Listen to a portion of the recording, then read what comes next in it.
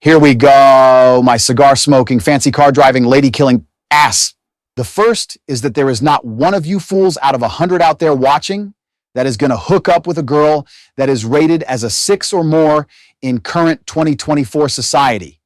And furthermore, not going to be able to attain the status of top G. Not by a damn sight.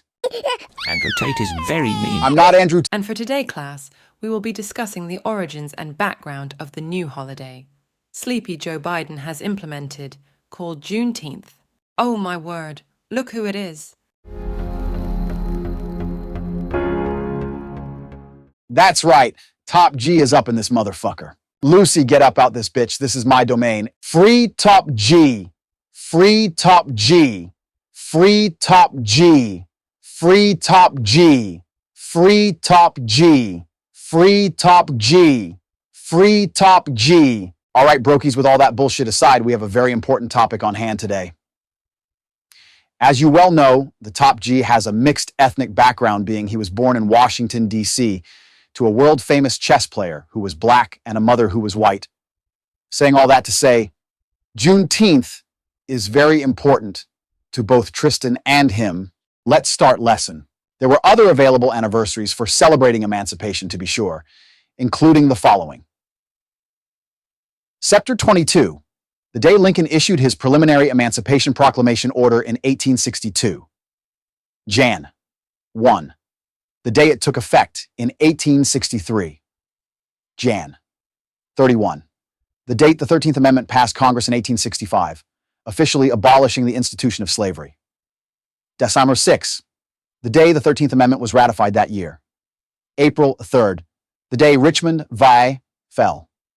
April 9th, the day Lee surrendered to Ulysses Grant at Appomattox, VA. April 16th, the day slavery was abolished in the nation's capital in 1862. That's not all that plagued the extreme western edge of the former Confederate States. Since the capture of New Orleans in 1862, slave owners in Mississippi, Louisiana, and other points east had been migrating to Texas to escape the Union Army's reach. In a hurried reenactment of the original Middle Passage, more than 150,000 slaves had made the trek west, according to historian Leon Litwack in his book, Been in the Storm So Long, The Aftermath of Slavery. As one former slave he quotes recalled,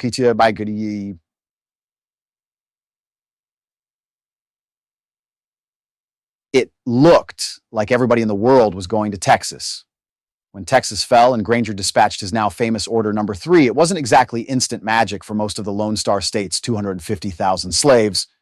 On plantations, masters had to decide when and how to announce the news, or wait for a government agent to arrive. And it was not uncommon for them to delay until after the harvest. Even in Galveston City, the ex-Confederate mayor flouted the army by forcing the freed people back to work, as historian Elizabeth Hayes Turner details in her comprehensive essay, Juneteenth, Emancipation and Memory in Lone Star Past's Memory and History in Texas. Those who acted on the news did so at their peril. As quoted in Litwack's book, former slave Susan Merritt recalled, "You could see lots of nuggers hanging to trees in Sabine Bottom right after freedom, because they caught 'em swimming across shoot. Yeah, so now, in one extreme case, according to Hayes Turner, a former slave named Katie Darling continued working for her mistress another 6 years. She whipped me after the war just like she did 4. Tax. Wine Sassania Stawan. Hardly the recipe for a celebration, which is what makes the story of Juneteenth all the more remarkable. Defying confusion and delay, terror and violence, the newly freed black men and women of Texas, with the aid of the Freedmen's Bureau, itself delayed from arriving until September 1865, now had a date to rally around. In one of the most inspiring grassroots efforts of the post-Civil War period, they transformed June 19th from a day of unheeded military orders into their own annual rite. Juneteenth beginning 1 year later in 1866. The most logical candidate for commemoration of the slaves' freedom was January 1. In fact, the minute Lincoln's Emancipation Proclamation had taken effect at the midpoint of the war, Northern black leaders like Douglas led massive celebrations in midnight jubilees. And on his 20th anniversary in 1883, they gathered again in Washington, D.C. to honor Douglas for all that he and his compatriots had achieved. Yet even the original Emancipation Day had its drawbacks, not only because it coincided with New Year's Day and the initiation dates of numerous other laws, but also because the underlying proclamation, while of enormous symbolic significance, didn't free all the slaves, only those in the Confederate states and areas liberated by Union troops, and not those in the border states in which slavery remained legal until the ratification of the 13th Amendment. Historians estimate that about 500,000 slaves, and out of a total of 3.9 million, liberated themselves by escaping to Union lines between 1863 and the end of the war. The rest remained in slavery.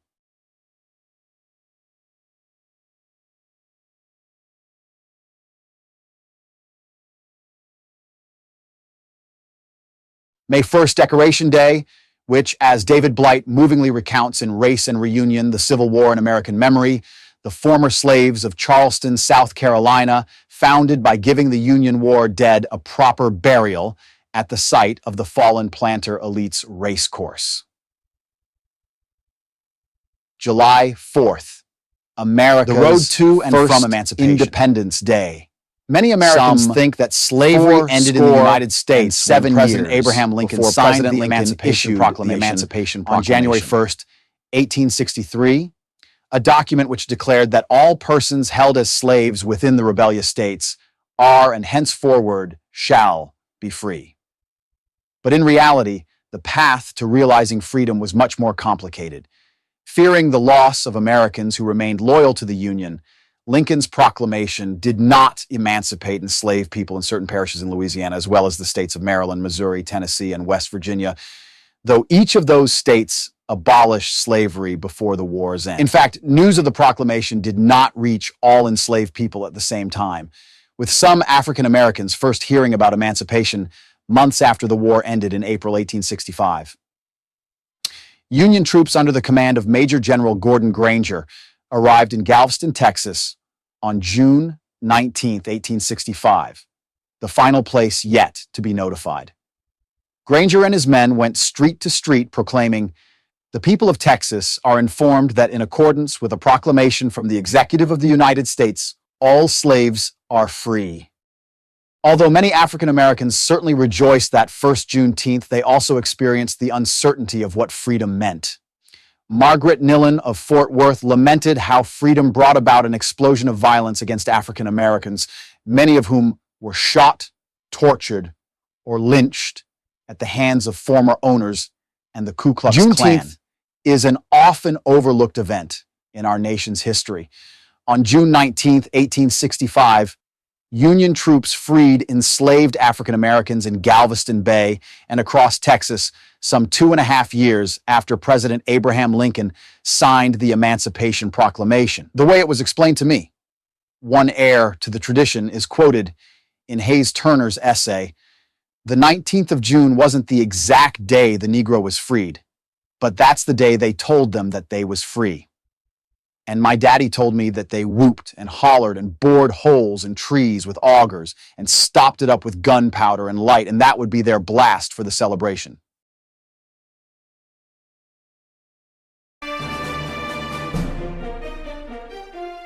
That will do it for this one. If you would like us to exploit or make goofy jokes about something other than sports, please leave feedback via the comment section below.